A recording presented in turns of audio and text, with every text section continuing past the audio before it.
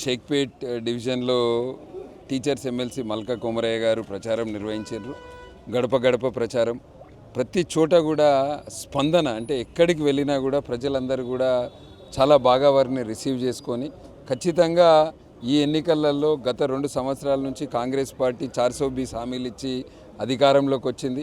అనేక హామీలు ఇచ్చిండ్రు. అన్ని వర్గాలను, మహిళలను, యువకులను, నిరుద్యోగులను, రైతులను అందరినీ మోసం చేసిన పార్టీ కాంగ్రెస్ పార్టీ. కాంగ్రెస్ పార్టీకి రాబోయే జూబ్లీ హిల్స్ బై ఎన్నికల్లో గుణపాఠం చెప్పడానికి ప్రజలు రెడీగా ఉన్నారు. బీఆర్ఎస్ పార్టీని నమ్మే పరిస్థితి లేదు. గత 10 సంవత్సరాలు వాళ్ళు అధికారంలో ఉన్నారు. ఆ టైంలో వాళ్ళు ఏం చేశారు అనేది ప్రజలకు తెలుసు. ఇప్పుడు అన్నా చెల్లె రోజు వాళ్ళకు కొట్టుకుంటే సరిపోతుంది కనుక రాబోయే ఉప ఎన్నికలలో జూబ్లీ హిల్స్ నుంచి బీజేపీ అభ్యర్థి అయిన లంకల దీపక్ రెడ్డి గారు భారీ మెజారిటీతోటి గెలుస్తారు.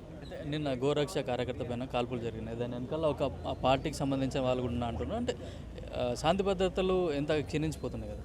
తెలంగాణ రాష్ట్రంలో మంత్రులకు, ముఖ్యమంత్రికి కమిషన్లు, కాంట్రాక్టులు తప్పించి ఇక్కడ లా అండ్ ఆర్డర్ వ్యవస్థ లేదు. మా దగ్గర కూడా మొన్న మంచిర్యాల జిల్లాలో ఒక బీజేపీ మండల అధ్యక్షుడు ఆత్మహత్య చేసుకోవాల్సిన పరిస్థితి వచ్చింది. అట్లనే మనం చూసుకుంటే ఇక్కడ ఈ సిటీలో గ్రేటర్ హైదరాబాద్ ప్రాంతంలో ఎంఐఎం గుండాల దాడులలో గతంలో కూడా ఆర్ఎస్ఎస్ కార్యకర్తలు కావచ్చు, విహెచ్పి స్వయం సేవకులు కావచ్చు, బీజేపీ కార్యకర్తలు, గోరక్షులు ఇటువంటి దాడులు జరుగుతూనే ఉన్నాయి. ఈ ప్రభుత్వం వచ్చినాక ఈ 2 సంవత్సరాలలో ఇంకెక్కువైనాయి. సో ముఖ్యమంత్రి గారికి మరి ఈ రాష్ట్రంలో పాలన అనేది ఉన్నదా అనేది ప్రజలకు ఇవాళ డౌట్ వస్తుంది. ఇవన్నింటినీ కూడా దృష్టిలో పెట్టుకొని రాబోయే ఉప ఎన్నికలలో ప్రజలందరూ కూడా కమలం పువ్వు గుర్తు కోటేసి బీజేపీ అభ్యర్థిని పెద్ద ఎత్తున గెలిపిస్తారని మేమందరం కూడా ఆశిస్తున్నాం.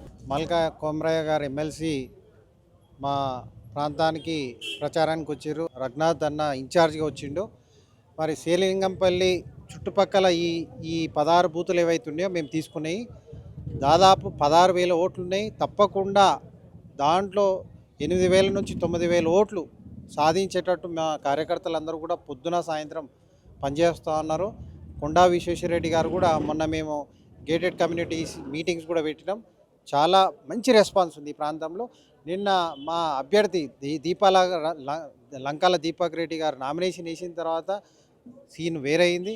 ఇక్కడ ట్రయాంగిల్ ఫైట్ ఉంది. ఇంతకుముందుకు మరి వీరేందర్ గారు అన్నట్టు 65,000 నుంచి 70,000 ఓట్లు వేస్తే గెలిచినట్టే. తప్పకుండా మా రాష్ట్రం నుంచి అన్ని జిల్లాల నుంచి కార్యకర్తలు వస్తారు. ప్రతి పన్నా ప్రముఖ్ అన్నట్టు పన్నా ప్రముఖ్ 60 ఓట్లకు ఒక ఇన్ఛార్జ్గా వస్తున్నాము. మేము తప్పకుండా భారతీయ జనతా పార్టీ ఈ బై ఎలక్షన్ని వాడుకుంటున్నాం. మేము తప్పకుండా గెలుస్తున్నాం అని చెప్పి తెలియజేస్తున్నాం. ఈ ఎలక్షన్ రేపు జిహెచ్ఎంసీ ఎలక్షన్కి రిఫరెండంగా తీసుకుంటామని చెప్పి తెలియజేస్తాం.